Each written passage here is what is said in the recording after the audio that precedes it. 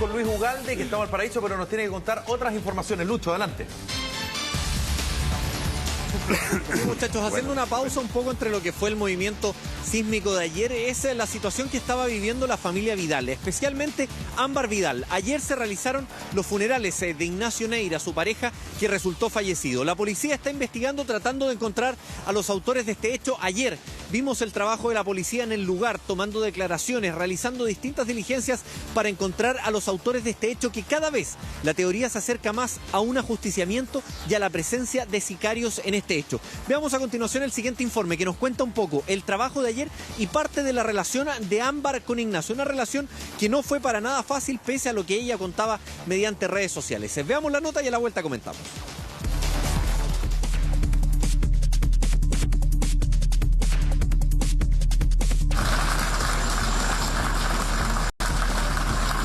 Aquí, como se quiera llamar, cobrada, crimen por encargo, como las pruebas de alternativas múltiples, ¿no? De selección múltiple, todas las anteriores.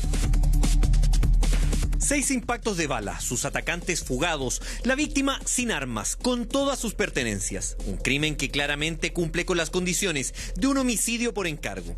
Su automóvil así lo da a entender, pues el Mazda 6 en el que se movilizaba Ignacio Neira, cuñado de Arturo Vidal, también fue blanco del ataque que le costó la vida al joven de 30 años. Un crimen que por sus características no deja de llamar la atención a la hora en que se materializó, plena tarde, con personas y automóviles circulando. Un ataque que a todas luces parece haber sido planificado. Bueno, la forma de matarlo, incluso la forma cruel, con escándalo, con testigos. O sea, aquí es como en jerga delictual, este era lógicamente un blanco seguro. Va a estar ahí a tal hora y a esa hora lo vamos a matar. Una forma de actuar que poco a poco en nuestro país se está haciendo más habitual y que está dejando no pocas víctimas. Ataques certeros, rápidos y por sobre todo sin ningún tipo de contemplaciones. Así, verdaderos asesinos a sueldo cometen este tipo de crímenes en los que nada se deja al azar. Casi a la usanza de los clanes narcos más importantes del mundo, los autores no dudan en realizar cada uno de sus encargos. Aquí se parte, lógicamente, que criminalísticamente investigando todo, sus enemigos y sus amigos. Avenida Departamental con las Industrias. Por Departamental desde el poniente se trasladaba Ignacio en su vehículo. Aproximadamente a la altura del paradero es donde recibe los primeros impactos de bala. Luego alcanza con las pocas fuerzas que le quedaban a dar la vuelta en U y llega hasta la intersección de las calles Las Industrias con Departamental. Es allí, aproximadamente en la pista que va desde oriente a poniente, donde finalmente cae el joven desde su vehículo bastante herido. Llega hasta acá los servicios de urgencia y lo trasladan hasta el hospital Barros Luco, donde finalmente muere. Ese es el recorrido que alcanzó a hacer el vehículo de Ignacio minutos antes de fallecer. La policía continúa diligencias en el lugar con el fin de encontrar a él o los autores del crimen, ese que develó una triste historia de amor. Adiós para siempre, solo tú sabes todo lo que pasó entre nosotros y por lo menos un día antes de esto logramos perdonarnos de corazón. Descansa, que yo me encargaré de que tus hijos sean felices y que siempre te lleven en su mente y corazón con un hermoso recuerdo de ti. Adiós, amor mío. Así despedía por redes sociales Ámbar, la hermana de Arturo Vidal, a su gran amor, el hombre con el que tuvo 2 hijos, pero que estuvo lejos de ser una relación tranquila.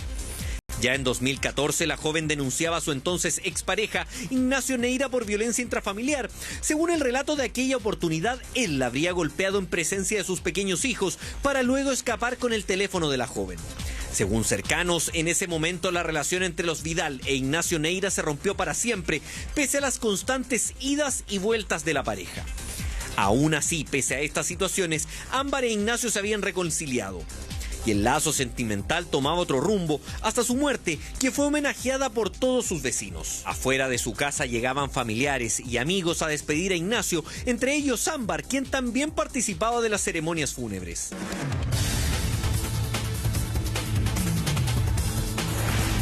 Pero dentro de esta relación también hay otros capítulos que marcaron la vida de Ámbar e Ignacio. En 2012 la joven fue detenida tras un confuso hecho en el que se le atribuía a ella y a su pareja la participación en el supuesto robo de un cajero automático.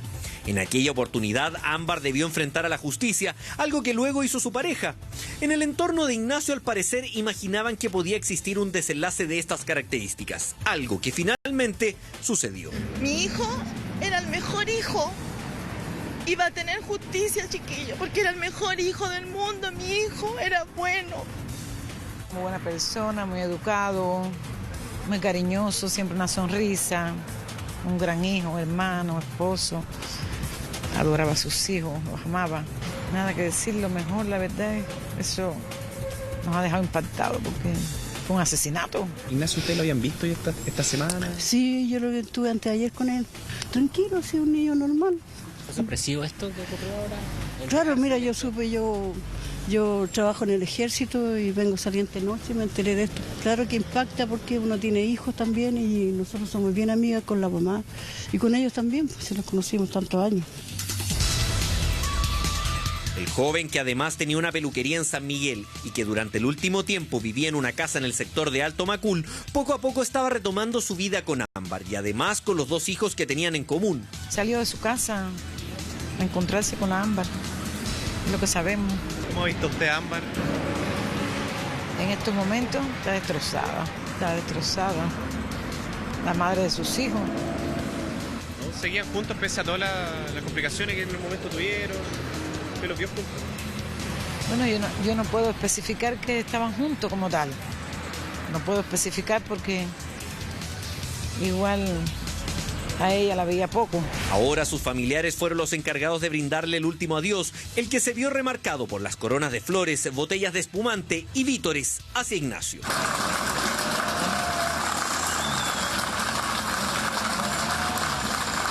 Un hecho que seguirá siendo investigado por la policía, en donde el tema del sicariato y las prácticas adoptadas desde otros países parecen ser la punta de lanza de una investigación que por el momento no tiene a personas detenidas. Sí, la incertidumbre sobre nuevas técnicas que están llegando a nuestro país, alargando el bagaje criminalístico de los delincuentes. Lo que sí es nuevo, esto un poco del uso de sicarios. Estoy hablando de 20 años atrás, esto no existía. Y de ahí algunas afirmaciones en jerga delictual, en COA, esto de que choro bueno no grita, choro bueno no acusa, no denuncia, no alardea. Eso ya se acabó, se acabó. Dentro de los valores de la delincuencia criolla, se acabó. Antes el delincuente, cuando tenía que arreglar las cuentas, las arreglaba solito y cara a cara. Entonces había, lógicamente, para la policía existía igual la sospecha, pero era un tanto más difícil investigar. Hoy día están los medios, existe una serie de indicios criminalísticos que nos pueden llevar a los autores. Por ahora la investigación se centrará en encontrar a los culpables de la muerte de Ignacio y saber cuáles fueron los motivos de una muerte realizada a sangre fría en plena calle y durante la tarde de un sábado, minutos antes de juntarse con la madre de sus hijos. 8 de la mañana con 49 minutos. Luis Ugalde, tú estuviste en el lugar. ¿Nos puedes dar más antecedentes? ¿Cuál era el ambiente? ¿Cuál era la sensación? ¿Qué se comentaba en esta despedida? Que fueron llegando de manera distinta las coronas fúnebres hasta el lugar. Entonces, todas estas coronas fueron llegando con las distintas personas y familias que fueron llegando hasta el cementerio, donde fuegos artificiales, hubo también botellas de champaña, como despidieron a Ignacio Neira, mientras la investigación continúa para tener mayor claridad sobre qué fue realmente lo que pasó con él. Hasta el momento la teoría que más se está manejando es lo que estábamos hablando ayer, el tema del sicariato, la situación que se estaba dando también con el supuesto homicidio por encargo. Todos esos temas están siendo trabajados por Carabineros, que está yendo al lugar y a distintas partes también para tener mayor información de quiénes serían los autores de este hecho. Luchito, él fue despedido, bueno, veíamos ahí con amigos que estaban tomando champaña, dicen que con fuegos artificiales, algunos también comentan que con balazos, ¿es verdad eso? ¿Qué se sabe de esa situación? Mira, lo de los fuegos artificiales sí, y eso se realizó muy cerca de donde se estaba efectuando el velorio. Ahí se lanzaron fuegos artificiales durante la noche del domingo para homenajearlo, una situación que suelen realizar muchas veces en algunos funerales. Respecto de balazos, el equipo que estuvo con nosotros ayer nos comentaba que no alcanzó a escuchar balazos. Sí escuchó algunos estruendos que desconocen si es que son balazos o fueron algún tipo de petardos, pero sí también vieron las botellas de champaña para realizar un funeral distinto, diferente, no a lo habitual que estamos acostumbrados. Inspector, usted quiere preguntar algo, ¿no? Sí, eso lo clasifico un poco, desgraciadamente, porque bien sabemos nosotros que todos estos fuegos y ese tipo de rituales, que se producen después de la muerte de una persona, significan algo. Y en el mundo de... Pero hable claro, pues, inspector, ¿qué significa? En el mundo del narcotráfico se usa demasiado. Eso es lo que quiero decir. Entonces, a mí no me gusta eso. No me gusta, preferiría que no fuese así. Entonces, va corroborando un poco la teoría de que detrás de esta muerte está la presencia de otro narcotraficante que se siente agredido o sobrepasado. Ahora, no digo en este caso porque no puedo hacerlo, ¿no es cierto? Pero es un mal indicativo este jolgorio tan especial, tan característico de algunos sectores. Lucho, ¿tú querías decir algo, Lucho? Sí, le quería agregar un poquito le quería agregar un poco referente a lo que estaba diciendo usted recién, más que el mundo del narcotráfico, del mundo del AMPA. No nos centraría quizás en el tema del narcotráfico, tal como lo decía usted, no en este caso puntual, pero claramente acá hay una investigación que se está realizando para saber realmente qué es lo que pasó, y esa investigación apunta a un tema de intervención de terceras personas por encargo. Las características apuntan principalmente a aquello, por lo que lo comentábamos ayer y lo veíamos también en la nota. El tema de una de las partes solamente tenía armas, que son los atacantes. Las pertenencias de la víctima estaban todas. El automóvil quedó ahí. Entonces, todas esas circunstancias dan a entender de que esto no se trató de un robo, que esto fue un ataque y que claramente habían personas que fueron enviadas a atacar a Ignacio Neira. Entonces, todo esto está siendo apuntado a eso, a saber quién es el autor de esto, ya sea material e intelectual, y cuáles serían los motivos, cuáles son las situaciones que están detrás de este crimen. Sí, los escucho. Sí, Lucho, bueno, todavía no hay claridad. Yo no sé si tú tienes más antecedentes respecto de cómo se habría producido este ataque. Aumentan las versiones al parecer de que eran dos personas que iban trasladándose en una moto, que efectivamente los primeros disparos habrían ocurrido para detener el automóvil, como bien nos comentabas tú, y después al final ya el tiro final, ¿no? Mira, más o menos la dinámica que se está estableciendo, Andrés, está la versión de las motos y está también la versión de otro vehículo, y que se habría estado desplazando el vehículo de Ignacio por Avenida Departamental, y aproximadamente a unos 200 metros antes de llegar a las industrias es donde recibe los impactos de bala. Uno de ellos le habría llegado en el brazo y el otro es el que le llega en el cráneo. Después de ello, cuando él, casi por un acto reflejo, dobla hacia la izquierda por las industrias para después luego nuevamente aparecer por Departamental hacia el poniente, es en ese lugar donde él casi por instinto se baja del vehículo, camina unos cuantos metros y ahí ya cae desvanecido. Según lo que pudimos reportar ayer en el lugar, de lo que escuchamos y lo que pudimos conversar con testigos que nos hablaron fuera de cámara, escuchan aproximadamente 3 estruendos apuntados a disparos. El auto tiene bastantes más, tiene cerca de 6 impactos de bala, pero lo que nos comentaban los vecinos es que ellos por lo menos escuchan 3, y después de eso escuchan el tema de la frenada al doblar y de ahí muchos gritos. Esa es más o menos la dinámica que se da, pero con el tema de los disparos y después el movimiento y la salida de él desde el auto ya herido. Me da la impresión de que no fue en modo ráfaga, fíjate, los 3 disparos. Y eso significa varias cosas. Lo primero, fíjate, por la posición de las perforaciones, mi impresión es que se producen desde el asiento delantero, perdón, desde el copiloto delantero, ahí está bien dicho, ¿no es cierto? Sí. No es de atrás. O sea, eso significa que serían 2 personas, no 3. Y si son 2 personas, un chofer y un fusilero, que sería el que llevó a cabo los disparos, y son 3 disparos no a modo de ráfaga, el tercer disparo casi queda evadiendo la parte central del vehículo, si tú notas. ¿Es por qué? Porque cuando tiras el brazo desde la ventana del copiloto, el brazo, si eres derecho, queda en una postura incómoda. En cambio, si vas desde atrás, esa postura no se produce. Y eso crea la imprecisión que uno ve en las perforaciones. Es interesante, ¿por qué? Porque si son solamente 2 fusileros, es un grupo, desde mi perspectiva, un tanto incipiente, o sea, un grupo nuevo. Hasta donde yo sé, los sicarios actuales no bajan del mínimo de 3. Inspector, dando cuenta usted su teoría de que ellos estarían en auto, los atacantes andarían en auto y no en moto. Claro, en auto. Y eso, porque eso sería mucho más complejo también. El actuar de ellos sería mucho más complicado, siento yo, respecto de lo que uno conoce y lo que usted conoce también respecto de el actuar de los sicarios. Lo que me llama la atención es que no haya sido a modo ráfaga. Eso es en definitiva, porque no me cabe duda que es una pistola, no es un revólver. Claro. No me cabe duda. Y lo habitual que en estos casos se use el modo ráfaga, o sea, varias balas para tener la certeza, para asegurar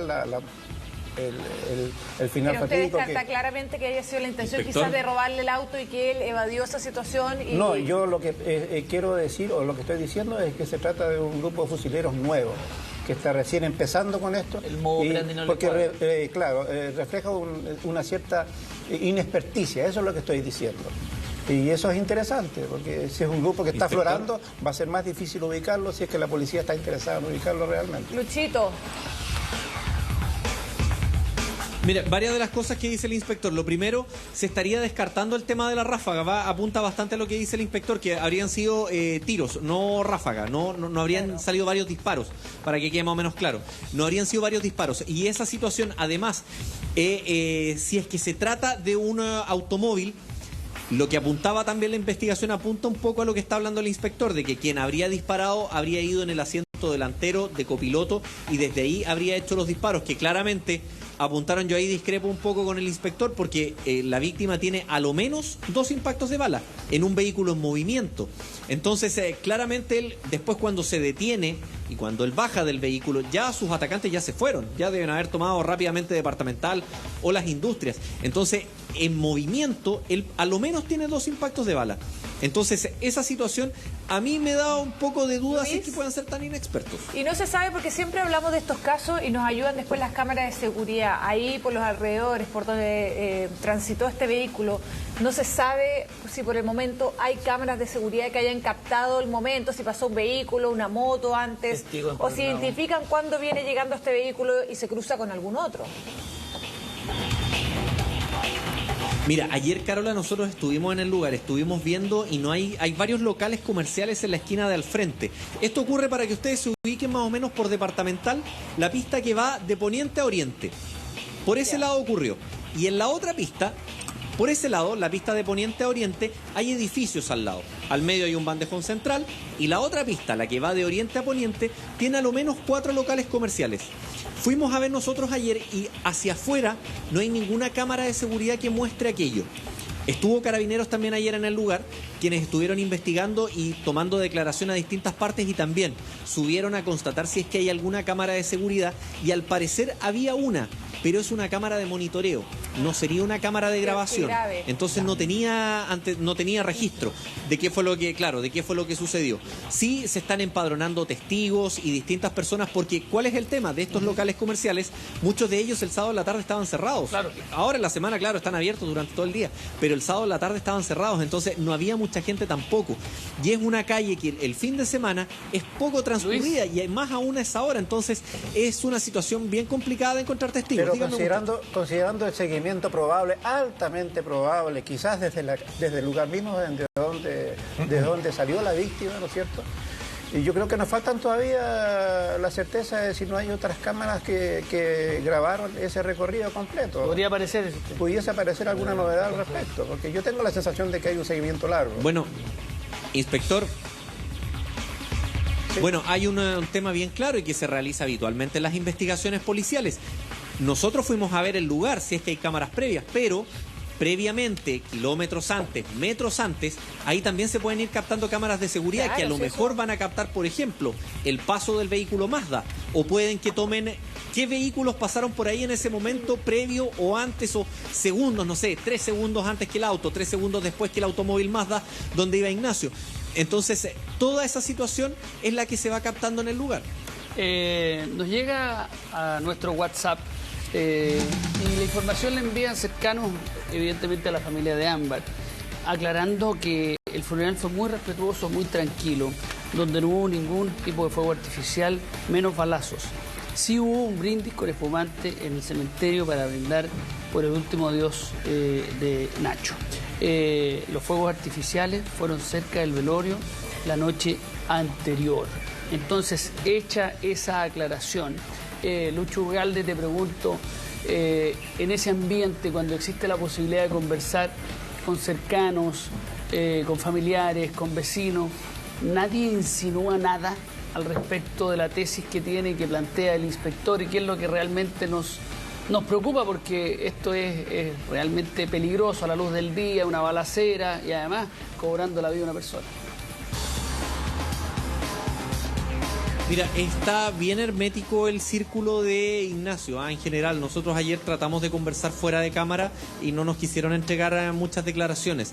Sin embargo, a lo que apuntan principalmente, por lo que hemos podido reportear, sabiendo por otros lados, se mantiene este tema de la teoría del crimen por encargo. Va principalmente apuntado a esa situación, a saber quiénes lo encargaron, quiénes fueron las personas que habrían realizado esto, pero con este tema del encargo. Eso es lo que más se mantiene, el tema de posibles sicarios, de por qué lo hicieron. Va apuntando a ese motivo, a terceras personas que habrían encargado esta situación. Pero nadie habla, nadie da un detalle, hay mucho hermetismo al respecto. ¿Por qué piensas tú? ¿Por temor, como también lo ha planteado el inspector? Sí, bastante. Pero, Luchito, perdona...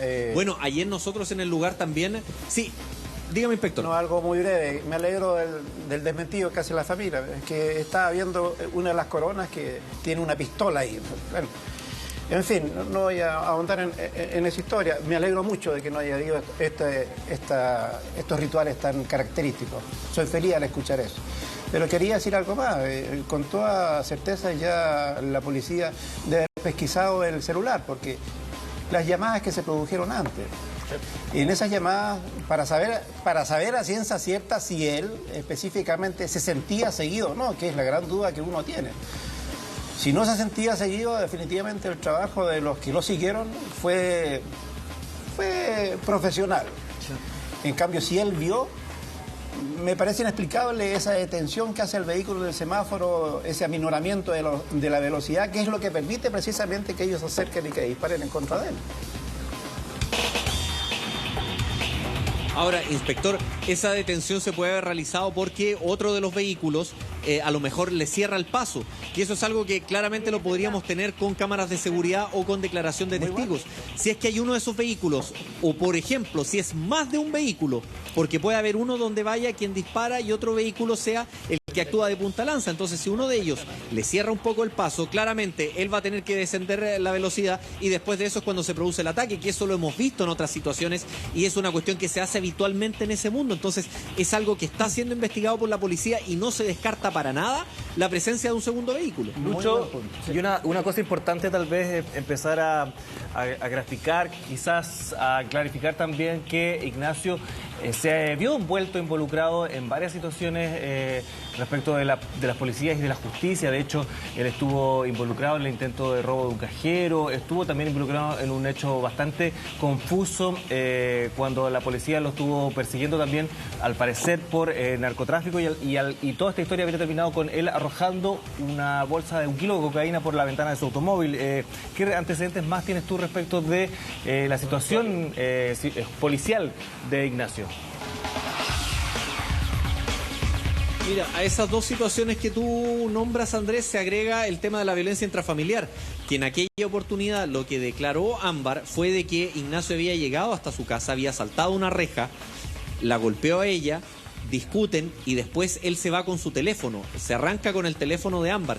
Esa situación fue denunciada ante el Ministerio Público y fue denunciado el tema de la violencia intrafamiliar y la sustracción de este teléfono. Entonces, también él ya contaba con antecedentes, había tenido problemas con la justicia. Recordemos que la misma Ámbar también enfrentó una formalización de cargos en su oportunidad, un control de detención, que hay imágenes que nosotros tenemos sobre ese tema. Entonces, todas estas situaciones envolvían también a Ignacio en una relación que no era fácil entre ambos.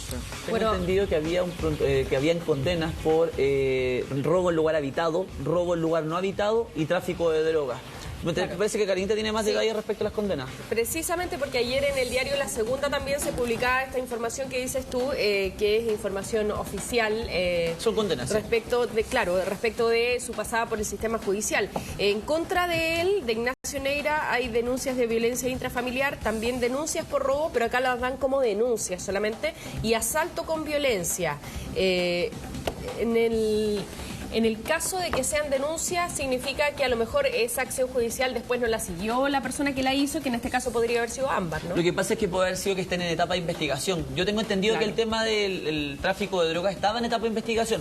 Por lo tanto, era súper... no puedes hablar de que hay una condena, que hay una participación del imputado hasta que no haya una condena. Por eso lo citan solamente como denuncia. Efectivamente. Ahora, aquí también hay un perfil que se construye de él, ¿no? Él era un comerciante, microempresario dedicado al rubro de la peluquería, vivía en el sector de Alto Macul, en una casa, dice La Segunda, de 362 metros cuadrados, ubicada en camino a las Arrancarias. Podría ser las Araucarias. Podría ser Araucarias. Puede ser Sí, las yo creo que Araucarias, está tipiado. En Alto Macul, en la comuna de La Florida, sin embargo, en su declaración ante el Servicio de Impuestos Internos aparece solamente como dueño de una propiedad, pero en calle Tannenbaum, en San Miguel, avaluada en 44 millones de pesos, donde ahora reside su madre. También figura su nombre un vehículo deportivo Nissan del año 2011.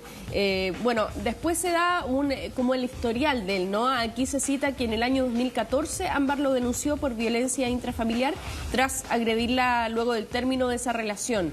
Se dice que también a él le costó mucho sobrellevar la separación con ella, ¿no? Y lo dábamos cuenta ayer cuando hablábamos también de esta relación que recién se estaba reconstruyendo. A lo mejor había ahora recién Karina, un clima de mejor... perdonado por lo que decía de ayer perdón, también. ¿no? Luchito. Lucho, adelante. Sí, y sobre eso mismo, al parecer ese hecho, en especial el hecho ocurrido el año 2014, es el que causa el quiebre con la familia Vidal, de Ignacio Neira con la familia Vidal, que es esta agresión a Ámbar. Eso mismo genera mucha molestia en Arturo, genera mucha molestia en la familia en general por el hecho de violencia que incluso, si mal no recuerdo, la denuncia aparece diciendo que los golpes fueron en presencia de los hijos. Esa situación genera tremenda molestia en la familia Vidal y ahí se genera un quiebre para siempre con Ignacio.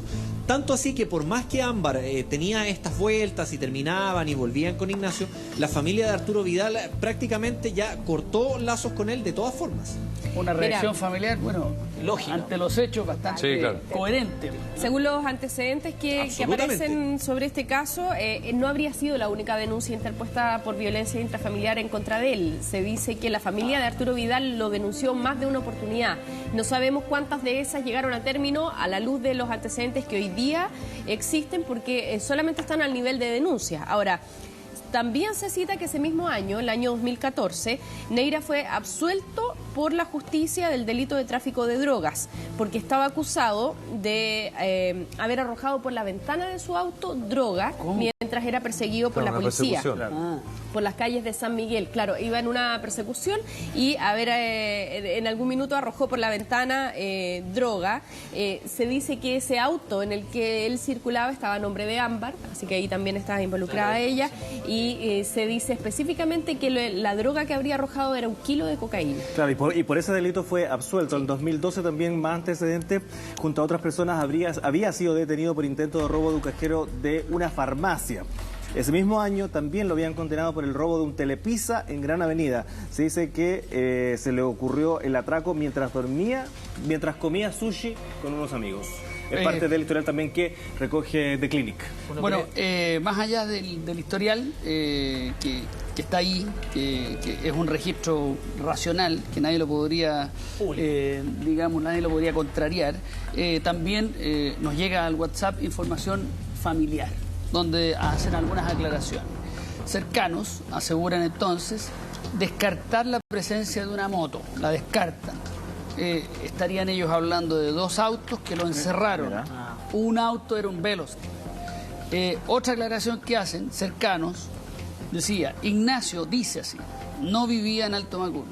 Esa es la casa de Ámbar que ya vendió, o sea, la vendió.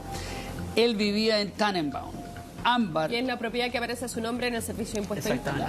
Ámbar hoy vive en Chicureo. Entonces aquí está la información familiar que nos llega a través del WhatsApp Y también tenemos la información que está en los registros públicos. Sí, claro. Ahora, si me permiten una precisión respecto al tema, es súper importante determinar el domicilio de él o la partida de ese día. ¿Por qué? Porque la preparación de este tipo de homicidio obviamente implica un conocimiento, y el enganche de estas personas cuando van a realizar este tipo de delitos no es a mitad de camino, no es que lo vieron una bencinera y lo comenzaron a seguir. A esta persona la comenzaron a seguir desde el punto de partida, desde su domicilio, y por lo tanto si hubo pasadas por pórticos de TAC o si hubo pasada por algún tipo de bencinera, van a haber imágenes y van a haber registro de las patentes de los vehículos que lo estaban siguiendo en esos minutos, y es súper importante que el Ministerio Público tenga acceso a esa información y ya la estén solicitando para poder ver eventualmente cuáles son los vehículos que venían detrás de él siguiéndolo. ¿Cómo nos enteramos de la muerte del excuñado de don Arturo Vidal? ¿Cómo impactó esta noticia trágica en Alemania, en el mundo internacional y específicamente en el mundo deportivo? Lo vemos en el siguiente informe de don Danilo Villegas.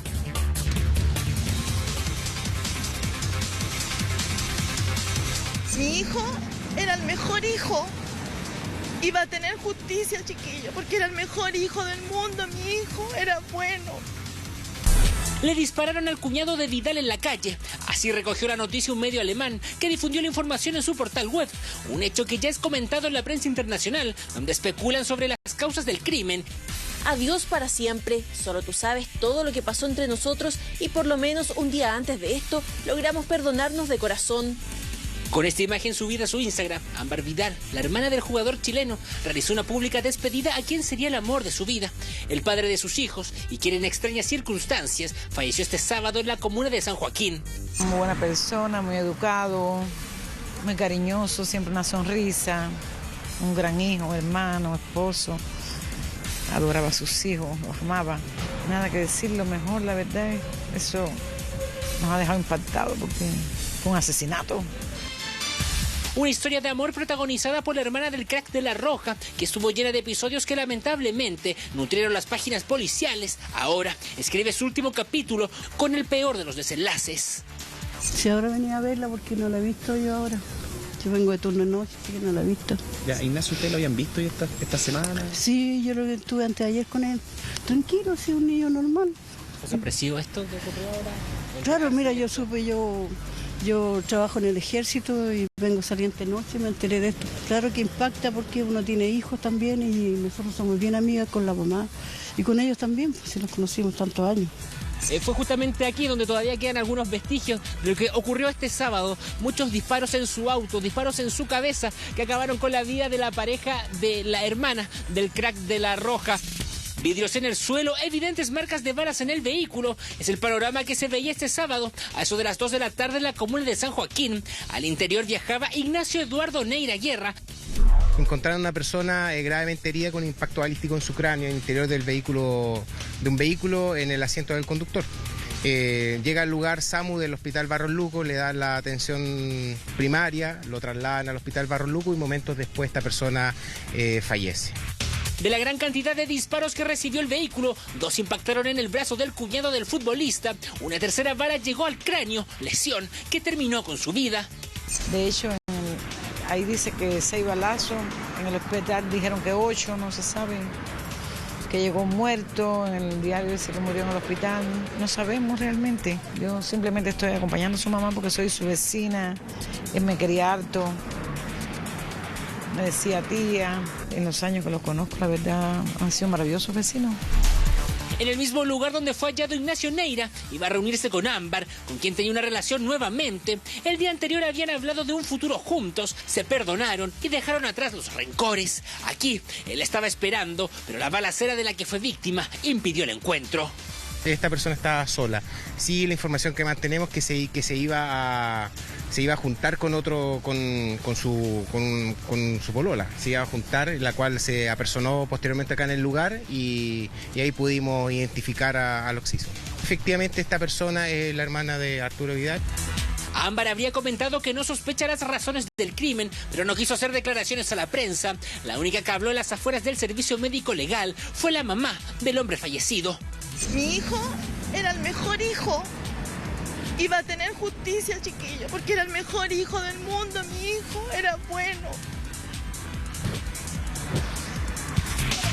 Una cercana a la víctima accedió a contarnos cómo están viviendo este proceso la familia de Ignacio y también la de Arturo Vidal. Lo único que quieren es saber quiénes están detrás del homicidio. Salió de su casa a encontrarse con Ámbar, es lo que sabemos. ¿Cómo ha visto usted a Ámbar? En estos momentos está destrozada. La madre de sus hijos. ¿No? ¿Seguían juntos pese a todas las complicaciones que en el momento tuvieron? ¿Usted los vio juntos? Bueno, yo no puedo especificar que estaban juntos como tal. No puedo especificar porque igual a ella la veía poco. Nos dirigimos a la casa donde vivía Ignacio Neira en la comuna de San Miguel. Hola, buenas. Una consulta, somos los dos equipos de Chilevisión. Solamente le queríamos preguntar si había alguna opción de conversar con alguien. La madre quiere la mayor de las precauciones porque no quiere ser entrevistado, no quiere que estén mucho en su dolor porque eso es incómodo para ella. Queríamos saber si hay alguna posibilidad que podamos conversar con Ámbar. Ella se encuentra en el Instituto Médico Legal. Claro que una amiga de la familia nos confirmó que la hermana de Arturo Vidal estaba al interior de la casa a la espera del féretro para velar al padre de sus hijos. Como padre, ¿de qué lo conoce? Con el Ámbar, sí, bien. Tenían sus problemas, pero se llevaban bien. ¿Cómo estaba la relación ahora? ¿Ellos seguían juntos? Mira, ahí no sé yo más detalle porque la verdad que yo en esas cosas yo no me meto, ¿no? Sí, la Ámbar está adentro. Poco antes de enterarse del asesinato de su cuñado, disputó su partido de la Liga Alemana. Extrañamente, su desempeño no fue de los mejores y estuvo marcado por el error. Tras enterarse de la fatal noticia, no hizo ninguna declaración pública, pero ayer, en sus redes sociales, el rey Arturo publicó un mensaje con un claro destino: nuestro país. Esto es para la gente. ¿Cuáles son las características del asesinato del ex cuñado de Arturo Vidal? Pausa.